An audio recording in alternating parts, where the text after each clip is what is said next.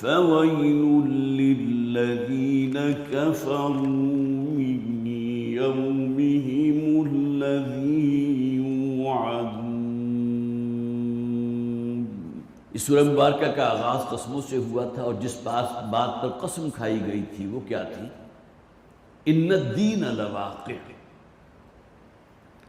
جزا و سزا حساب کتاب ہو کر رہے گا، اس میں کوئی شک نہیں ہے۔ اور اس کے بعد ذکر ہوا تھا اس کائنات میں اللہ تعالیٰ نے جو رنگینیاں پیدا کی ہیں، پھر اللہ نے تمہاری ضرورت کا ہر سامان یہاں فراہم کر دیا، مہیا کر دیا۔ اور اس کے بعد پھر ذکر تھا حضرت ابراہیم علیہ السلام کا۔ آغاز حضرت ابراہیم علیہ السلام کے ذکر سے ہوا، لیکن اس کے بعد پھر قوم لوط کا ذکر ہے، قوم عاد کا ذکر ہے، قوم ثمود کا ذکر ہے، اور پھر آخر میں قوم نوح کا ذکر۔ یہ دو یا تین آیات پر مختلف قوموں کے حالات جو ہم نے پڑھے ہیں بہت ہی اختصار کے ساتھ، لیکن نتیجہ کیا نکلا تھا کہ جن جن قوموں نے اپنے رسولوں کو جھٹلایا، ان کی دعوت کو رد کیا، اللہ تعالیٰ کی طرف سے وہ عذاب آیا کہ ان کا نام جو ہے کوئی نام و نشان تک باقی نہیں۔ فَقُطِعَ دَابِرُ الْقَوْمِ الَّذِينَ كَذَّبُوا، جیسا کہ قرآن میں کہا گیا، ان تکذیب کرنے والوں کی، ان اللہ کا انکار کرنے والوں کی، رسول کی دعوت کو رد کرنے والوں کی جڑ ہم نے کاٹ دی۔ اور اس کے بعد جو آخری رکوع شروع ہو رہا تھا، اس میں پھر وہی تذکیر بآلاء اللہ، اللہ تعالیٰ کی نعمتوں کے حوالے سے پھر یاد دہانی۔ اب آخری رکوع کی طرف آئیے، وَالسَّمَاءَ بَنَيْنَاهَا بِأَيْدٍ وَإِنَّا لَمُوسِعُونَ، اور آسمان کے جسے ہم نے اپنے ہاتھوں سے بنایا، بِأَيْد، ید ہاتھ کو کہتے ہیں، لیکن اصلاً یہ استعارہ ہے قوت کا، طاقت کا، کہ زمین کی حیثیت تو اس کائنات میں ایک ذرے سے بڑھ کر نہیں، اور اس زمین پر جو جو عجائبات تم دیکھتے ہو، جن چیزوں کا مشاہدہ کرتے ہو، اگر کوئی اس کا موازنہ کرنا چاہو آسمان سے، یہ وسیع اور اس کائنات، پہلا آسمان، دوسرا آسمان، 7 آسمانوں کا ذکر قرآن میں موجود، 7 سماوات ہیں، تو یہ تمام چیزیں گویا کہ اس بات کا بہت بڑا مظہر ہے کہ اس کا بنانے والا بڑی قوت کا مالک ہے۔ وَالسَّمَاءَ بَنَيْنَاهَا بِأَيْدٍ، اور یہ آسمان جو تم دیکھتے ہو، ایک نیلی چھت جو اپنے سروں کے اوپر تم استادہ پاتے ہو، اس کو ہم نے اپنی طاقت اور قوت کے ذریعے بنایا۔ وَإِنَّا لَمُوسِعُونَ، اور ہم اس کی وسعت بھی رکھتے تھے۔ ظاہر ہے اللہ تعالیٰ کی قدرت اور اس کی خلاقیت کو تم اپنے عقل سے اور اس سے تول تو نہیں سکتے، وہ خدا ہی کیوں ہوا جو عقل میں آ گیا؟ تو یہی معاملہ اللہ تعالیٰ کی قوتوں کا ہے، اس کے اختیار کا ہے، اس کی قدرت کا ہے، اس کی خلاقیت کا ہے۔ تو ہم اس کائنات میں وسیع کر رہے ہیں، 2 معنی اس کے لیے کہ لموسعون، ہم اس کی وسعت رکھتے ہیں۔ اس زمین کو پیدا کیا، سورج آسمان پیدا کیا، اس زمین کے لیے تمام سازگار چیزیں اللہ تعالیٰ نے تخلیق فرما دی، اور یہ آسمان جس کا تم تصور نہیں کر سکتے اس ذات نے بنایا ہے، اور ہم اس کی طاقت رکھتے تھے۔ انا لموسعون، ہم اس کی وسعت رکھتے تھے۔ اور دوسرا ترجمہ یہ ہے کہ اس کو وسعت دے رہے ہیں، اور یہ حقیقت تو آج ہم پر کھلی ہے جب بڑی بہت پاورفل قسم کی ٹیلیسکوپس ہم نے ایجاد کر لی، اور ہم دیکھ رہے ہیں کہ بہت بڑے اجرام فلکی جو ہیں وہ اس کائنات سے یوں غائب ہو جاتے تھے گویا کہ کوئی ان کا وجود ہی نہیں ہے۔ اور وہ بلیک ہولز کا تصور جو آج لوگوں کے اوپر پوری طرح واضح ہے، بہت ادنا درجے کی تعلیم حاصل کرنے والا جو بچہ ہے وہ بھی خوب اچھی طرح جانتا ہے بلیک ہولز کیا ہیں،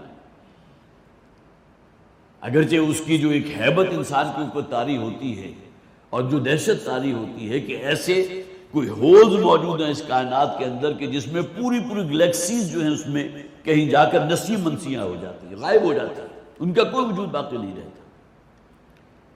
فَلَا أُقْسِمُ بِمَوَاقِعِ النُّجُومِ وَإِنَّهُ لَقَسَمٌ لَوْ تَعْلَمُونَ عَظِيمٌ، جو فرمایا گیا سورہ واقعہ کے آخر میں، قسم ہے ان جگہوں کی جہاں جا کر ستارے ڈوب جاتے ہیں، ختم ہو جاتے ہیں، فنا ہو جاتے ہیں، اور یہ ایک بہت بڑی قسم ہے جو اللہ نے کھائی ہے۔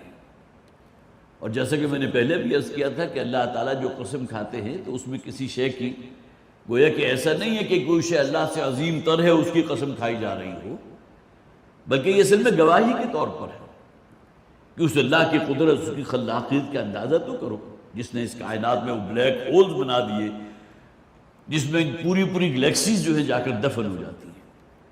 تو وَإِنَّا لَمُوسِعُونَ، ہم اس کی وسعت رکھتے بھی ہیں اور ہم اس میں اور وسعت پیدا کر رہے ہیں۔ یہ کائنات ابھی ناتمام ہے، شاید کہ آ رہی ہے صدائے دمادم، صدائے کن فیکون، گویا کن فیکون کا عمل ابھی جاری ہے اور اللہ تعالیٰ کے حکم سے نئی نئی گلیکسیز پیدا بھی ہو رہی ہیں، اور جو اذکار رفتہ ہو گئی وہ نسیہ منسیہ ہوتی چلی جا رہی ہے۔ وَالْأَرْضَ فَرَشْنَاهَا فَنِعْمَ الْمَاهِدُونَ، اور یہ زمین کہ جس پر تم چلتے ہو کس طرح ہم نے اس کو بچھا دیا۔ فرش بچھونوں کیوں کہتے ہیں؟ جو شے بچھ جائے۔ فروش مرفوعہ کہا گیا قرآن حکیم میں کہ جنت والے اس دن ہوں گے ان فرشوں پر، ان بچھونوں کے اوپر جو بلند ہوں گے۔ تو وَالْأَرْضَ فَرَشْنَاهَا، اور یہ زمین کے جس کو ہم نے بچھا دیا ہے، اس کو فرش بنا دیا، فَنِعْمَ الْمَاهِدُونَ، تو کیا ہی عمدہ گہوارہ ہم نے تمہیں پرووائڈ کیا ہے، کیسے ہی عمدہ ہم نے اس زمین کو تمہارے لیے گہوارے کی شکل دے دی ہے۔ اب دیکھیں زمین میں ایک قالین کی طرح خوبصورتی بھی آپ کو نظر آتی ہے۔ تاحد نگاہ اگر آپ کے سامنے جو ہے کھیت پھیلے ہوئے ہیں اور ذرا آپ بلندی سے دیکھیں گے تو معلوم ہوگا کہ گویا کہ زمین نے ایک سبز قالین اپنے اوپر اوڑھ لیا ہے، اور اسی کے اندر جا بجا آپ کو پھول بھی نظر آ رہے ہیں۔ خاص طور پر سرسوں کی جو فصل ہوتی ہے اس کو تو انسان جب دیکھتا ہے تو واقعتاً بے ساختہ اس کی زبان سے سبحان اللہ کے الفاظ نکلتے ہیں۔ اسی طرح کپاس کی فصل ہے، وہ پورا کا پورا کھیت جو ہے گویا کہ اس نے سفید رنگ کا ایک لبادہ اوڑھ لیا۔ تو یہ گوناگون چیزیں جو آپ کو اس کائنات میں نظر آ رہی ہیں اللہ تعالیٰ کی خلاقیت کی مظہر ہیں۔ وَالْأَرْضَ فَرَشْنَاهَا فَنِعْمَ الْمَاهِدُونَ، اور پھر بچھونا اس شے کو کہتے ہیں، یا گہوارہ اس کو کہتے ہیں جہاں آپ کی ضرورت کی تمام چیزیں موجود ہوں۔ پہلے زمانے میں پنگوڑا ہوا کرتا تھا، وہ گہوارہ ہوتا تھا بچوں کا، اور اس میں ایک طرف جو ہے کوئی فیڈر بھی پڑی ہوتی تھی، اس کے لیے جو ہے کوئی کپڑے وپڑے بھی رکھے ہوئے ہوتے تھے، اور اسی کے اندر وہ جھولتا بھی تھا۔ تو اس زمین میں تمہاری ضرورت کی ہر شے اللہ نے فراہم کر دی۔ اس زمین کو سورج سے اتنے فاصلے پر رکھا ہے کہ نہ تو اتنی گرمی ہے کہ تم جل بھن جاؤ، اور نہ ہی اتنی سردی ہے، اتنی دوری ہو گئی زمین کی سورج سے کہ سردی کی وجہ سے حیات ختم ہو جائے، انسان زندہ نہ رہ سکے۔ تو یہ تمام چیزیں گویا کہ اسی ضمن میں آ رہی ہیں کہ اللہ تعالیٰ نے تمہاری ضرورت کی ہر شے، اس زمین کو انتہائی سازگار بنا دیا تمہارے لیے، اور کیسی کیسی نعمتیں تم زمین سے حاصل کر رہے ہو، کھانے پینے کی کیسی کیسی چیزیں، انواع و اقسام کے پھل، یہ غلہ ہے، یہ اجناس ہیں جس کے بغیر زندگی ممکن نہیں ہے۔ اور پانی تو وہ شے ہے گویا کہ جس کا دار و مدار انسان کی زندگی کا، حیوانات کی زندگی کا دار و مدار ہی پانی پر ہے۔ اور اللہ تعالیٰ نے جس طرح پانی پرووائڈ کیا ہے، جس طرح اللہ تعالیٰ نے آسمان سے بارش برسائی ہے، پہاڑوں کی چوٹیوں پر ٹنوں، لاکھوں نہیں اربوں کھربوں ٹن پانی جو ہے برف کی شکل میں موجود، اور وہاں سے وہ آہستہ آہستہ پگھل کر میلٹ ہو کر جو ہے ندی نالوں کی شکل میں، چشموں کی شکل میں، پھر دریا کی شکل میں، اور بالآخر سمندر میں جہاں جا کر پھر وہ دوبارہ بخارات کی شکل میں تبدیل ہو کر پھر بارش برس رہی ہے۔ یہ پورا نظام جو سائیکل ہے، واٹر سائیکل، اس پر تو غور کرو۔ کیا سمجھتے ہو کہ ان تمام چیزوں کا پیدا کرنے والا جو ہے، جیسا کہ آخر میں فرمایا گیا، کیا وہ اس پر قادر نہیں ہے تمہیں دوبارہ زندہ کر دے؟ جس دن کی اس نے قسم کھائی ہے، اس دن جو محاسبہ ہوگا، جزا و سزا ہوگا، کیا اس کی قدرت نہیں رکھتا کہ تمہیں دوبارہ زندگی عطا فرما دے، تاکہ ہر نیک و کار کو جو ہے بھرپور جزا مل جائے، اور ہر بدکار جو ہے فاسق و فاجر کو بھرپور سزا مل کر رہے۔ وَمِن كُلِّ شَيْءٍ خَلَقْنَا زَوْجَيْنِ لَعَلَّكُمْ تَذَكَّرُونَ، اور پھر غور تو کرو اللہ کی تخلیقات میں سے، اللہ نے ہر شے جوڑوں کی شکل میں پیدا کی۔ اب یہاں بھی دیکھیں کچھ جوڑے وہ ہیں جو ہم جس کو سمجھتے بھی ہیں، مرد ہے عورت ہے، یہ جوڑا ہے۔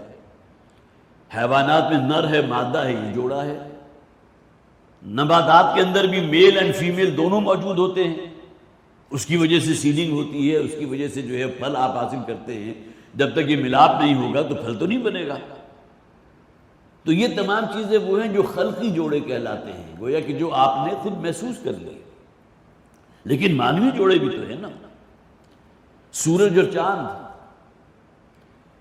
اسی طرح روشنی اور تاریکی، خوشحالی تندرستی، دھوپ اور سایہ، یہ گویا کہ تمام چیزیں معنوی اعتبار سے جوڑوں کی شکل میں ہیں۔ وَخَلَقْنَا وَمِن كُلِّ شَيْءٍ خَلَقْنَا زَوْجَيْنِ، ہر شے اللہ تعالیٰ نے یہ اسے تزویج کا عمل کہتے ہیں، اللہ نے زوج بنائے ہیں۔ خلقت کے اندر بھی آپ کو زوج نظر آ جائیں گے، اسی طرح سردی ہے اس کے ساتھ اس کا جوڑا گرمی موجود ہے، خوشی ہے اس کے ساتھ غم موجود ہے، عسر ہے، ان مع العسر یسرا، وہ بھی جوڑے کی شکل میں ہے۔ یہ دنیا ہے، اس کا جوڑا کیا ہے؟ آخرت ہے۔ اسی طرح زندگی، اس کا جوڑا کیا ہے؟ موت ہے۔ ان تمام چیزوں کا اگر آپ تجزیہ کریں گے تو آپ محسوس کریں گے جو قرآن میں فرمایا گیا وَمِن كُلِّ شَيْءٍ خَلَقْنَا زَوْجَيْنِ، وہ معنوی جوڑا ہونا ہو یا مادی جوڑا ہونا ہو، دونوں اعتبارات سے جو ہے واقعتاً ہر شے جو ہے وہ تزویج کے عمل سے گزر رہی ہے۔ یہ اللہ کا نظام ہے۔ اسی طرح زندگی موت ہے، دنیا اور آخرت ہے، نیکی اور بدی، یہ بھی تو جوڑے کی شکل میں ہے نا، معنوی جوڑا ہے۔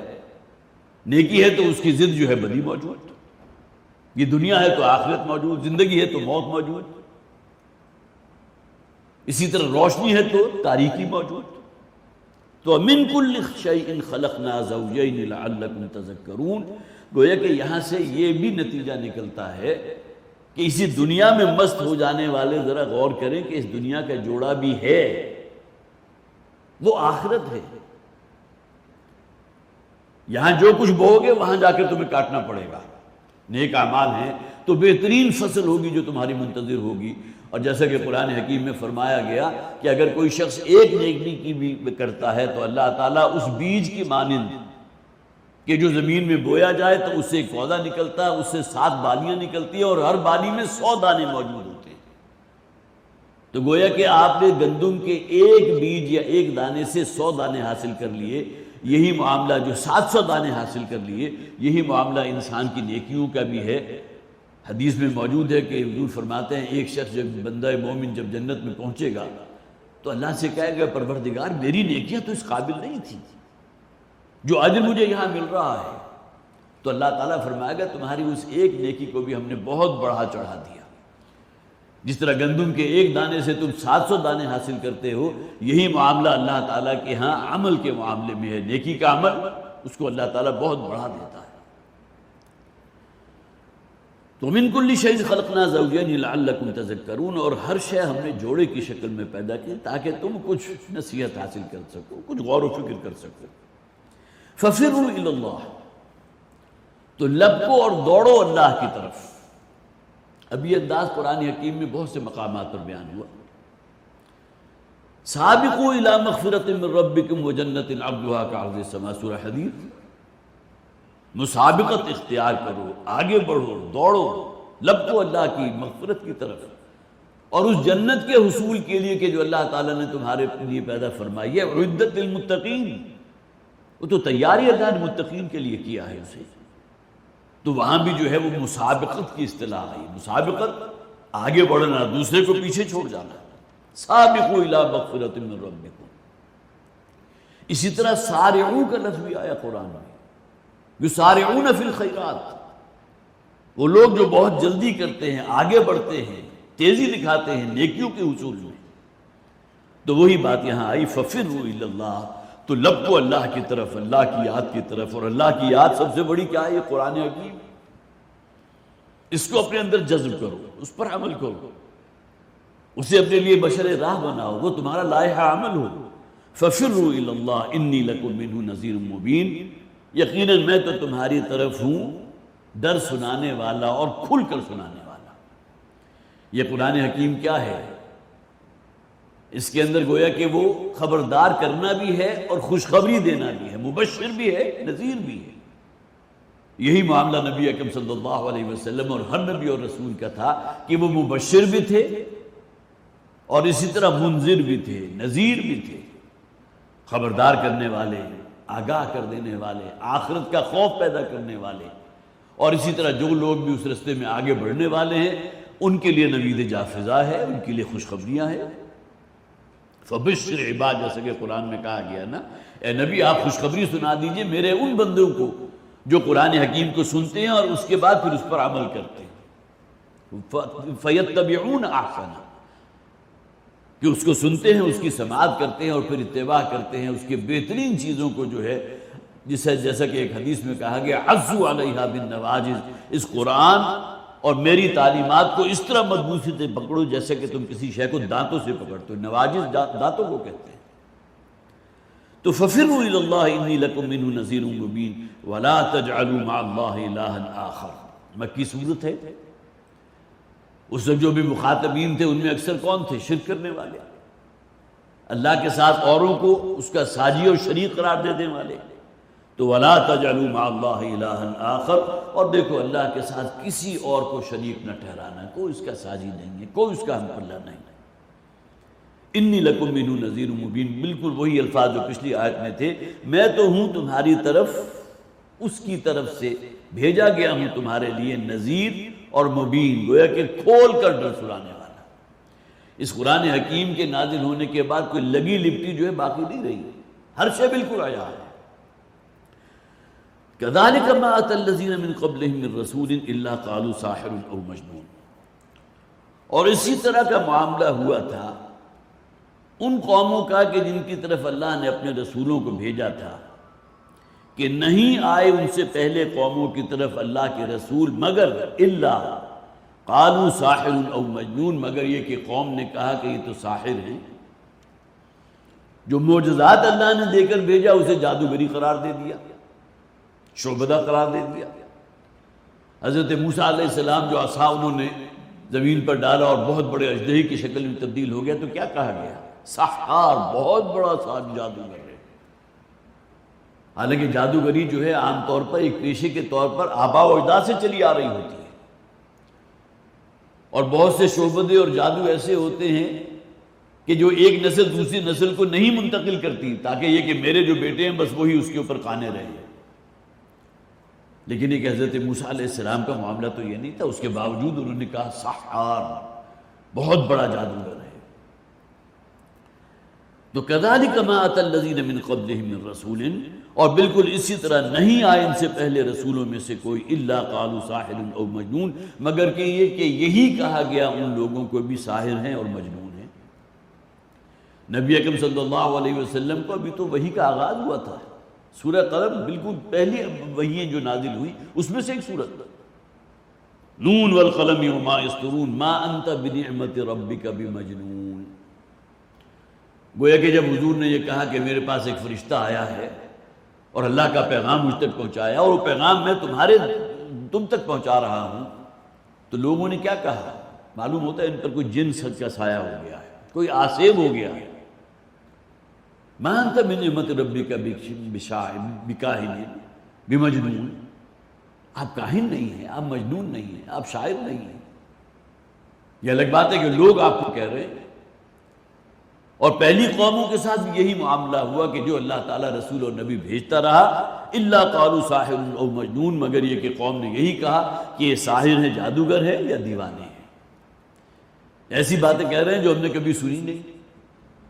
ہم نے تو اپنے آباء و اجداد کو جس بت پرستی والے دین پر پایا ہے ہم تو اسی کی پیروی کریں گے، اسی کو ہم نے دانتوں سے پکڑ رکھا ہے، اس کو چھوڑنے کو تیار نہیں۔ تو گویا کہ اب جو محمد کہہ رہے ہیں صلی اللہ علیہ وسلم، یہ آیات جو نازل ہو رہے ہیں، یہ تو دیوانہ پن ہے، معاذ اللہ، یہ مجنون ہے، ان پر کوئی آسیب ہو گیا ہے۔